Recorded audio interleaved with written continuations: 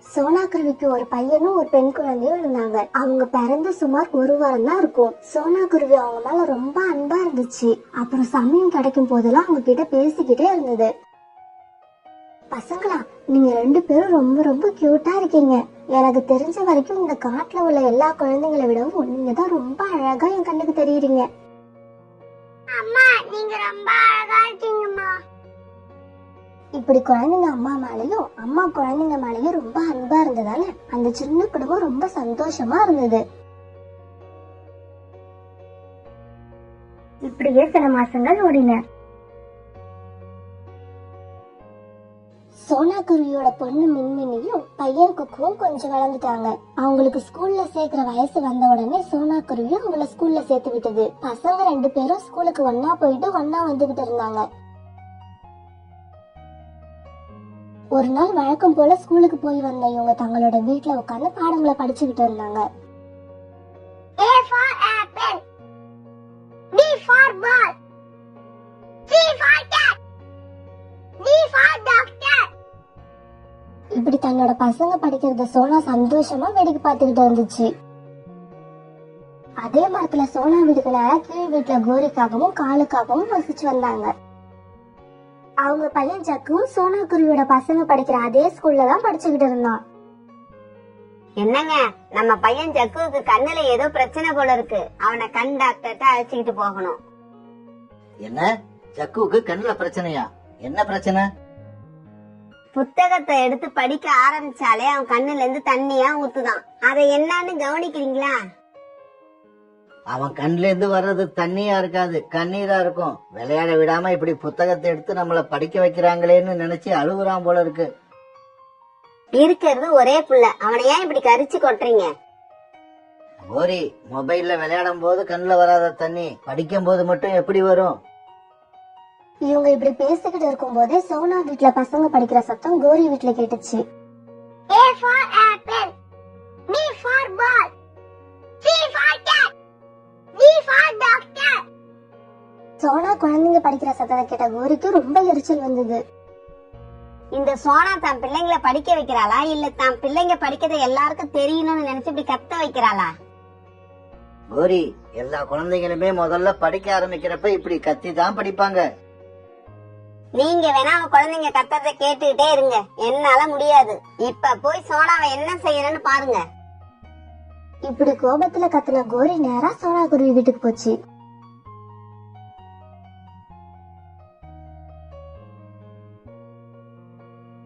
என்ன சோனா, உன் பசங்க பாடம் படிக்கிறாங்களா இல்ல சத்தம் போட்டு ஊரை கூட்டுறாங்களா? ஒரே தலைவலி, ஒரு நிமிஷம் கூட நிம்மதியா இருக்க முடியல. என்ன கோரி அக்கா, இதுக்கு போய் இப்படி கோவப்படுறீங்க? சின்ன வயசு பசங்க படிக்கும் போது இப்படிதான் சத்தம் போட்டு படிப்பாங்க. நீங்க சொல்றத பார்த்தா என்னமோ என் பசங்க மட்டும்தான் சத்தம் போட்டு படிக்கிற மாதிரில இருக்கு. சோனா, என்கிட்ட இந்த தேவையில்லாத பேச்செல்லாம் பேச வேண்டாம். முடிஞ்சா உன் பிள்ளைங்களை சத்தம் போடாம படிக்க சொல்லு. முடியலையா வேற எங்கேயாவது வீட்டை பாத்துக்கிட்டு போயிடு. நான் ஏன் போகணும் எங்கேயாவது? நான் இங்கதான் இருப்பேன். என் பசங்க சத்தம் உங்களுக்கு இடைஞ்சலா இருந்தா நீங்க எங்கேயாவது போய் வீடு கட்டிக்கோங்க. சோனா, என்ன பேசுற நீ? யார்கிட்ட பேசுறன்னு தெரிஞ்சுதான் பேசுறியா? தெரிஞ்சுதான்க்கா பேசுறேன். அக்கம் பக்கத்துல யார் நல்லா இருந்தாலும் அது பொறுக்க முடியாத கோரி அக்கா கிட்ட தான் பேசிக்கிட்டு இருக்கேன்னு எனக்கு நல்லா தெரியும். சோனா இப்படி சொன்ன உடனே கோரிக்கு தாங்க முடியாத கோபம் வந்து ஏற்கனவே சிவப்பா இருக்கிற அது கண்கள் இன்னும் சகப்பா மாறிடுச்சு. சோனா, இப்பையில இருந்து இன்னும் 48 மணி நேரத்துல உன்னை இந்த வீட்டை விட்டு ஓட வைக்கல, என் பேர் கோரி இல்ல. இப்படி சொல்லிட்டு கோரி கோபமா தான் வீட்டுக்கு பறந்து போச்சு. காலுஜி, இந்த சோனா என்ன ரொம்ப அசிங்கப்படுத்திட்டா. அப்படியா? அடடா, எனக்கு தெரியாம போச்சு. தெரிஞ்சிருந்தா அந்த காட்சியை நானும் வந்து பாத்துருப்பேன். காலேஜி, தயவு செய்து விளையாடாதீங்க. நான் ரொம்ப கோவத்துல இருக்கேன். உன் குழந்தைங்க சத்தம் இடைஞ்சலா இருக்குன்னு வீட்டை காலி பண்ணிட்டு போன்னு சொன்னா, குழந்தைங்க சத்தம் உனக்கு தானே இடைஞ்சலா இருக்கு. அப்ப நீ வீட்டை காலி பண்ணிட்டு போன்னு என்ன பார்த்து சொல்றா? கோரி, சோனான்னு இல்ல, யாரா இருந்தாலும் இததான் சொல்லிருப்பாங்க. நீ கொஞ்சம் பொறுமையா இரு. சோனா இடத்துல இருந்து கொஞ்சம் யோசிச்சு பாரு. இல்ல, என்னால அப்படியெல்லாம் யோசிக்க முடியாது. அவ பேசுனது தப்புன்னு அவளுக்கு புரிய வைப்பேன். கோரி, கோபத்துல எந்த முடிவும் எடுக்காத, கொஞ்சம் பொறுமையா இரு. நீங்க எந்த அட்வைஸும் எனக்கு பண்ண வேண்டாம். நான் என்ன செய்யறதுன்னு முடிவு பண்ணிட்டேன். நாளைக்கே பக்கத்து காட்டுக்கு போய் என் சிஷ்யனை பார்த்து சோனாவுக்கு ஒரு முடிவு கட்டுறேன். இரவு காலும் ஜக்குவும் தூங்கினாலும் கோரிக்கு மட்டும் சோனா பேசுனது அப்பப்ப நினைவுக்கு வந்து அவளை தூங்கவே விடல. மறுநாள் பொழுது விழுந்துச்சு.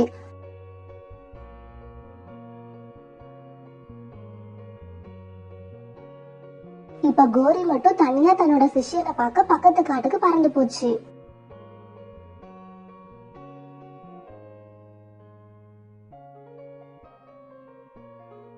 இப்படி பறந்து கோரிக்காக அங்க போய் சேர்ந்தப்ப கோரியோட சிஷ்ய தன்னோட அடியாட்களோட உட்கார்ந்து இருந்தான். எப்பவுமே கோரிய பார்த்த உடனே வாங்க தலைவி வாங்க அப்படின்னு வரவேற்க சிஷ்ய அன்னைக்கு கோரிய பார்த்தும் பார்க்காத மாதிரி உட்கார்ந்து இருந்தது கோரிக்கு என்னவோ போல ஆயிடுச்சு. டேய் சிஷ்யா, என்னடாச்சு உனக்கு? எப்பவும் என்ன பார்த்த உடனே வாங்க தலைவி வாங்கன்னு வாய் நிறைய கூப்பிடுவியே. தனியா தொழில் செஞ்சு தலைவன் ஆனவன தலக்கணம் ஏறிடுச்சா உனக்கு? அக்கா கோவப்படாதீங்க, உங்ககிட்ட ஒரு விஷயம் சொல்லணும். இப்படி சொல்லிட்டு அடியாட்கள்ல ஒருத்தன் கோரிக்காக பக்கத்துல வந்தான். அக்கா 2 நாளைக்கு முன்னாடி தலைவர் ராத்திரி வேட்டைக்கு போனப்ப தலையில தேங்காய் விழுந்துருச்சு. அதுல இருந்து தலைவருக்கு கொஞ்சம் ஞாபக மறதி அதிகமாவே இருக்கு. எதுக்கும் உங்களை நீங்க ஒரு தடவை இன்ட்ரடியூஸ் பண்ணிக்கோங்க, ஞாபகம் வந்தாலும் வந்துரும். இத கேட்ட உடனே கோரிக்காகம் தன் சிஷ்யன் கிட்ட தன்னை தானே அறிமுகம் பண்ணிக்கிச்சு. தம்பி, என்னடாச்சு உனக்கு? என்ன பாருடா, நான் தான் தலைவி வந்திருக்கேன். உனக்கு முதல்ல திருட கத்து கொடுத்தனே அந்த தலைவி. கோரி இப்படி சொன்ன உடனே கோரியோட சிஷ்யனுக்கும் எல்லா ஞாபகமும் வந்துடுச்சு. தலைவி தலைவி வாங்க, எப்ப வந்தீங்க? எப்படி இருக்கீங்க? அப்பா, இப்பதான்டா எனக்கு உயிரே வந்துச்சு. ஒரு முக்கியமான விஷயமா உன்னை பார்க்க வந்தேன்டா. என்ன செய்யணும் தலைவி? சீக்கிரம் சொல்லுங்க, உடனே செஞ்சிடுவோம். கோரி உடனே சோனாக்குருவி வீட்டுல நடந்த எல்லா விஷயத்தையும் தெளிவா தான் சிஷ்யன் கிட்ட சொல்லுச்சு. என்ன அவமானப்படுத்தின அந்த சோனாக்குருவி வீட்டை இன்னைக்கு ராத்திரியே வந்து தீய வச்சு கொளுத்திடு. தலைவி, இதுதானா விஷயம்? இது ரொம்ப சிம்பிள். நீங்க கவலைப்படாம வீட்டுக்கு போங்க. நீங்க காலையில எழுந்திருச்சு பார்க்கும் போது அந்த வீடு இருக்காது. அந்த வீடு இருந்த இடத்துல சாம்பல் தான் இருக்கும். காட்டுக்கு நடுவுல ஒரு பெரிய மரம் இருக்கு, தெரியும்ல? தெரியும் தலைவி, மேல சொல்லுங்க. அந்த மரத்துக்கு மேலதான் சோனாக்குருவி வீடு இருக்கு. அந்த மரத்துக்கு கீழே இருக்கிறது என்னோட வீடு. தலைவி, இது போதும், நீங்க கிளம்பலாம். சிஷ்யன் இப்படி சொன்னது கோரிக்காக சந்தோஷமா வீட்டுக்கு வந்துச்சு.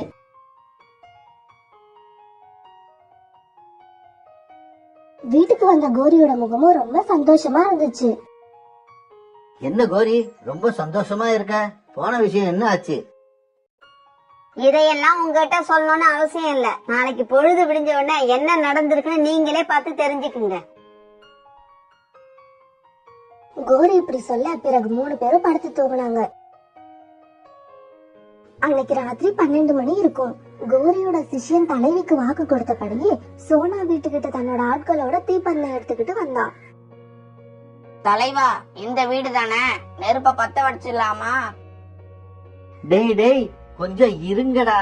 சோனா குருவி வீடு மேல் வீடா கீழ் வீடான்னு எனக்கு மறந்து போயிடுச்சு. கொஞ்ச நேரம் பொறுங்க. தலைவி சொன்னதை ஒரு தடவை ஞாபகப்படுத்தி பாத்துக்கிறேன். இப்படி சொல்லிட்டு கோரி சொன்னதை மறுபடியும் ஞாபகப்படுத்தி பார்த்த சிஷ்யனுக்கு கோரி கீழ் வீடுன்னு சொன்ன மாதிரியே இருந்துச்சு. அந்த மரத்துக்கு மேல உள்ளது என் வீடு, கீழே உள்ளதுதான் சோனாக்குருவி வீடு.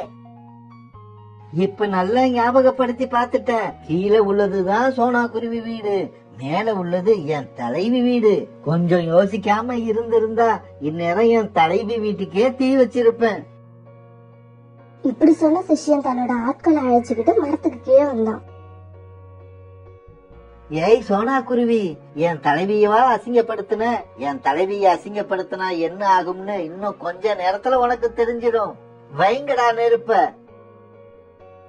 கோரியோட சிஷ்யன் இப்படி சொன்னதும் அவனோட ஆட்கள் கோரி வீட்டோட எல்லா பக்கத்துலயும் நெருப்ப பத்த வச்சாங்க. டேய், எல்லாரும் கிளம்புங்க. யாராவது நம்மள பாக்கறதுக்கு முன்னாடி இந்த இடத்த காலி பண்ணி ஆகணும்.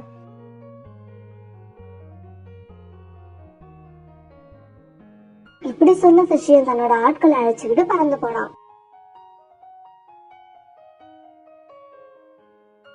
தன்னோட வீடு எரியறது தெரியாம உள்ள தூங்கிட்டு இருந்த கோரி சோனா வீடு பத்தி எரியற மாதிரி கனவு கண்டுகிட்டு இருந்துச்சு. கனவுல சோனா எரியற வீட்டுக்குள்ள மாட்டிக்கிட்டு கத்திக்கிட்டு இருந்துச்சு. ஐயோ, என் வீடு எரியுது, என்னை யாராவது காப்பாத்து. காப்பாத்துங்க, என்னை யாராவது காப்பாத்துங்க. ஐயோ என் வீடு எரியுது, என்னை யாராவது காப்பாத்துங்க, என்னை யாராவது காப்பாத்துங்க. இப்ப நெருப்போட அனல் தாங்காம காலுவும் ஜக்கும் எழுந்திருச்சுட்டாங்க. கோரி, வீடு எரியுது, வீடு எரியுது, சீக்கிரம் எழுந்திரி.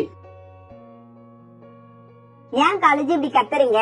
வீடு எரியறது எனக்கும் தெரியும். இன்னும் சொல்ல போனா வீட்டுக்கு நெருப்பு வைக்க சொன்னதே நான் தான். அடிப்பாவி ஜக்கு, வீட்டுக்கு நெருப்பு வைக்க சொன்னதே உங்க அம்மா தானா? நம்மள உயிரோட கொல்றதுக்கு இவ ஏதோ பிளான் பண்ணிட்டான்னு நினைக்கிறேன். வா, நம்ம கூரைய உடைச்சுக்கிட்டு எஸ்கேப் ஆயிடுவோம். இப்படி சொன்ன காலுவும் ஜக்கும் கூரைய உடைச்சுக்கிட்டு எஸ்கேப் ஆனாங்க. நெருப்போட அனல் தாங்காம கொஞ்சம் லேட்டா கண்ணு வச்ச கோரியும் வீட்டு கூரை வழியா எஸ்கேப் ஆச்சு. இருந்தாலும் அதோட தலையில தீப்பிடிச்சிருச்சு. பிறகு காலும் ஜக்கும் கோரிய கொண்டு வந்து ஹாஸ்பிட்டல்ல சேர்த்தாங்க. டாக்டர், கோரிக்கு எப்படி இருக்கு? உயிருக்கு ஒண்ணும் ஆபத்து இல்ல? பயப்படாதீங்க, உயிருக்கெல்லாம் ஆபத்து இல்ல. அவங்க தலைப்பகுதியில தீப்பிடிச்சதால காது பக்கம் போற நரம்பெல்லாம் பாதிக்கப்பட்டிருக்கு. இனி எந்த சத்தத்தையும் அவங்களால கேட்க முடியாது. அவங்க காது கேட்கும் திறனை இழந்துருச்சு.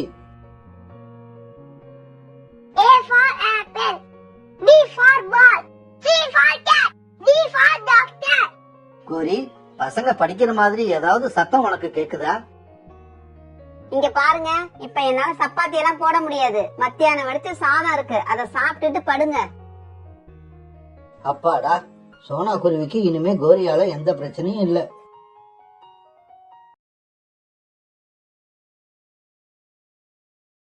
காலுக்காக நகரத்துல ஒரு டீ கடையில மாஸ்டரா வேலை பார்த்துக்கிட்டு இருந்தது. காலையில வேலைக்கு போயிட்டு மாலையில வீடு திரும்புறது வழக்கம். அன்னைக்கு அப்படிதான் காலுக்காக திரும்பிக்கிட்டு இருந்துச்சு. ஆனா காலுவோட முகம் தான் ரொம்ப சோகமா இருந்தது. என்னங்க, உங்க ஓனர் கிட்ட சம்பளத்தை ஏத்தி கேட்க போறேன்னு சொன்னீங்களே, கேட்டீங்களா? அதுக்கு அவர் என்ன சொன்னாரு?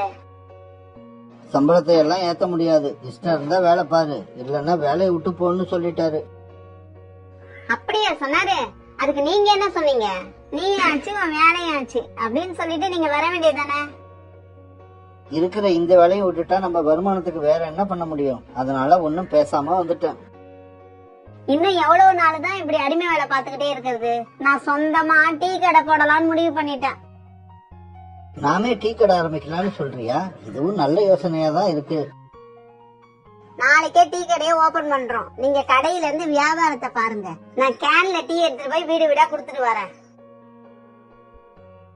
மறுநாள் காலு கோரியோட டீ கடை ஜாம் ஜாம்னு ரெடி ஆயிடுச்சு. டீ டீ சூடான டீ டீ டீ டீ சூடான டீ டீ. இவங்க டீ கடையை பார்த்த புறா நேரா அங்க வருது. என்ன காலு, புதுசா டீ கடை ஆரம்பிச்சிட்டீங்களா? இப்ப வேலைக்கு போறது இல்லையா? எத்தனை நாளைக்குதான் நாங்களும் தொழிலாளியாவே இருப்போம்? இன்னைக்கு முதலாளி ஆயிட்டோம். ரொம்ப சந்தோஷம். ஒரு டீ கொடுங்க, குடிச்சு பாப்போம்.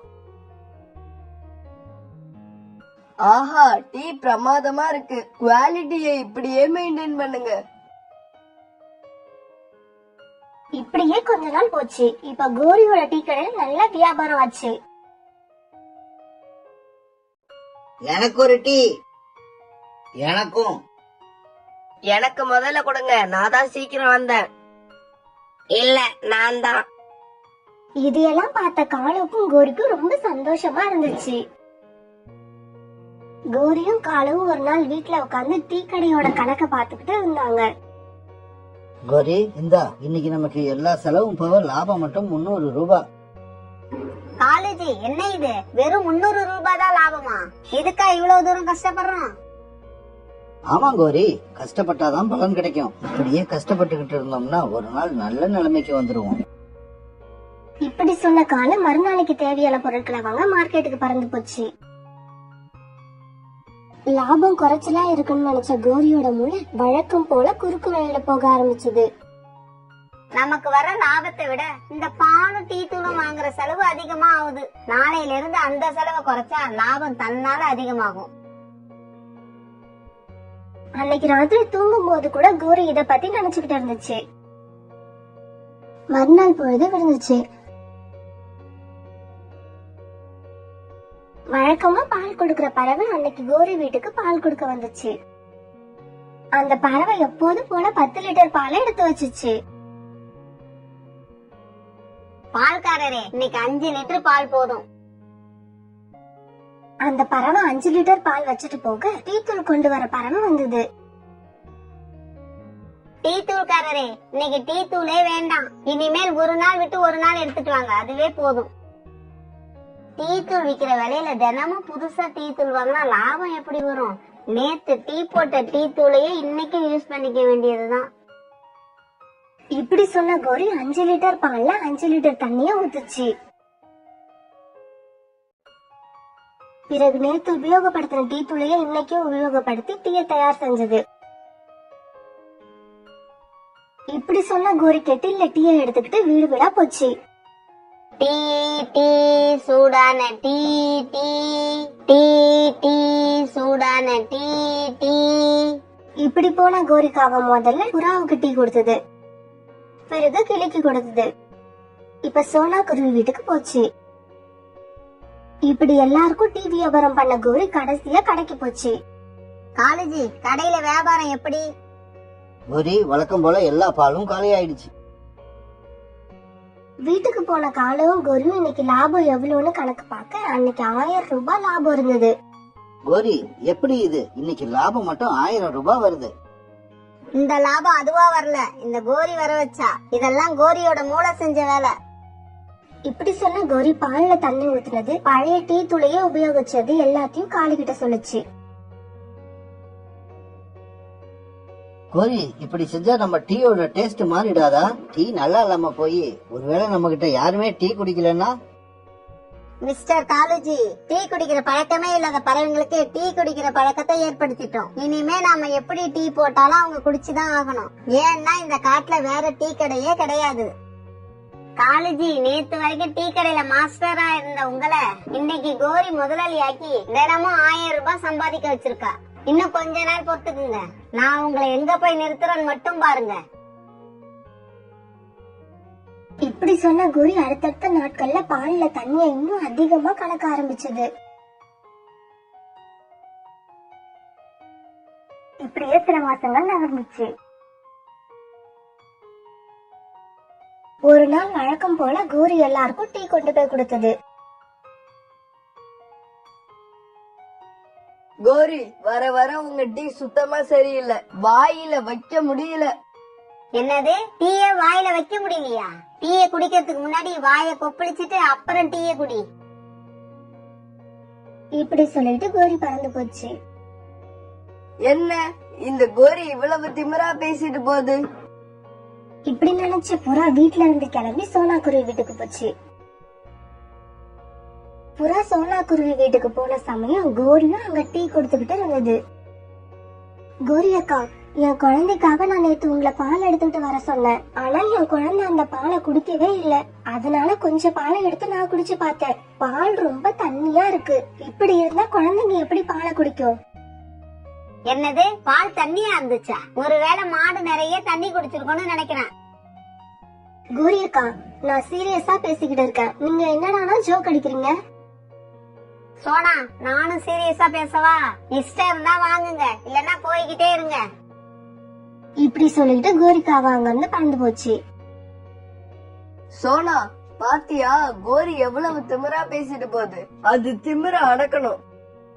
புறாண்ணா, கோரி கிட்ட இப்ப நிறைய பணம் சேர்ந்துருச்சு. அதனாலதான் திமிர் வந்திருக்கு. நீங்க கொஞ்சம் ஒத்துழைச்சா ஒரே மாசத்துல அந்த திமிரை அடக்கிடலாம். அப்படியா? நான் என்ன செய்யணும் சொல்லு. சோனா உடனே புறா காதுல போய் ஏதோ சொல்லுச்சு. இதுக்கு நான் முழு மனசோட சம்மதிக்கிறேன். மறுநாளே சோனாவும் புறாவும் சேர்ந்து ஒரு டீ கடை ஆரம்பிச்சாங்க. டீ டீ சூடான டீ டீ டீ டீ சூடான டீ டீ. சோனா டீ கடைய பாத்துக்க புறா டீயை எடுத்துக்கிட்டு போய் வீடு வீடா கொடுக்க ஆரம்பிச்சது. வழக்கமா டீ குடிக்க காலுக்காவும் கடைக்கு வர பறவைங்க எல்லாம் சோனாவும் புறாவும் போட்டிருக்க கடைய பார்த்துட்டு அவங்க கிட்ட வந்தாங்க. ஒரு கழுகும் அப்படிதான் முதல்ல காலுவோட கடைக்கு வந்துட்டு சோனாவோட கடைய பார்த்துட்டு அங்க வந்துச்சு. என்ன சோனா, கடை எப்ப ஆரம்பிச்ச? அப்புறம் உன் கடை டீ காலு கடை டீ மாதிரி கேவலமா இருக்குமா இல்ல நல்லா இருக்குமா? கழுகு அங்கிள், ஒரு தடவை நம்ம கடை டீயை குடிச்சு பாத்தீங்கன்னா அதுக்கப்புறம் தினமும் நம்ம கடைக்கு தான் வருவீங்க. சரி, அதையும் பாப்போம். எனக்கு ஒரு டீ கொடு. சோனா கழுகுக்கு ஒரு டீ கொடுத்தது. அதை குடிச்ச கழுகு, அடடா, ரொம்ப நாளைக்கு அப்புறம் ஒரு நல்ல டீ குடிச்ச திருப்தி இருக்கு. இனிமே டீ குடிக்கணும்னா உன் கடைக்கு தான் வருவேன். இப்ப எல்லா பறவைங்களுமே சோனாவும் புறாவும் திறந்திருக்க கடையில டீ குடிக்க ஆரம்பிச்சாங்க. பக்கத்து காட்டுல இருந்தெல்லாம் டீ குடிக்க சோனா கடைக்கு வந்தாங்க. காலு கடைக்கு யாருமே இப்பெல்லாம் டீ குடிக்க வரதே இல்ல. கோரி எடுத்துக்கிட்டு போற டீயையும் யாரும் குடிக்கிறது இல்ல. கோரி, டீ வேண்டாம், டீ வேண்டாம், நாங்க இப்பதான் சோனா கிட்ட குடிச்சோம். இப்படியே சில நாட்கள் நகர்ந்துச்சு. இப்ப எல்லாம் சோனாவும் புறாவும் டீ கடையில வடையும் போட ஆரம்பிச்சாங்க. இதனால வியாபாரம் இன்னும் அதிகமாச்சு. கடையில சுத்தமா வியாபாரம் இல்லாதால காலும் கோரியும் குடும்பத்தை நடத்தவே ரொம்ப கஷ்டப்பட்டாங்க. என்னங்க, குடும்பத்தை நடத்துறது ரொம்ப கஷ்டமா இருக்கு. இப்ப என்னங்க பண்றது? முன்னாடி வேலை பார்த்த கடையில போய் வேலை கேட்க வேண்டியதுதான். இப்படி சொல்லி பழைய கடைக்கு வேலை கேட்க போன காலும் அங்கேயும் வேலை கிடைக்காம திரும்பிடுச்சு. காலுஜி, இந்த நிலைமைக்கெல்லாம் என்னோட பேராசை தான் காரணம். என்ன மன்னிச்சிடுங்க. நீ என்கிட்ட மன்னிப்பு கேட்கறதெல்லாம் இப்ப முக்கியம் இல்ல. நமக்கு இப்ப குடும்பத்தை நடத்த வேலை வேணும். வா, சோனா கடையிலயாவது போய் வேலை கேட்டு பாப்போம். காலண்ணா, கோரி அக்கா, நீங்க சொல்றது கேட்க கஷ்டமா தான் இருக்கு. உங்களை இந்த கடையில நாங்க பார்ட்னராவே சேர்த்துக்கிறோம். ஆனா அதுக்கு முன்னாடி 2 ரூபாய்க்கு கூட மதிப்பில்லாத டீய 10 ரூபாய்க்கு வித்து அநியாயமா லாபம் சம்பாதிச்சீங்கல்ல, அது தவறுன்னு நீங்க நல்லா உணரணும். அதுக்காக ஒரு மாசம் நம்ம கடையில டீ கிளாஸ் சுத்தம் பண்றது, டீ கிளாஸ் எடுத்துக்கிட்டு வர்றது, இந்த மாதிரி வேலையை பாருங்க. ஒரு மாசம் முடிஞ்சதும் நீங்களும் நம்ம கடையில ஒரு பார்ட்னர் ஆயிடுவீங்க. இப்ப காலும் குரு சோனா சொன்ன வேலையை பார்த்துக்கிட்டு இருந்தாங்க.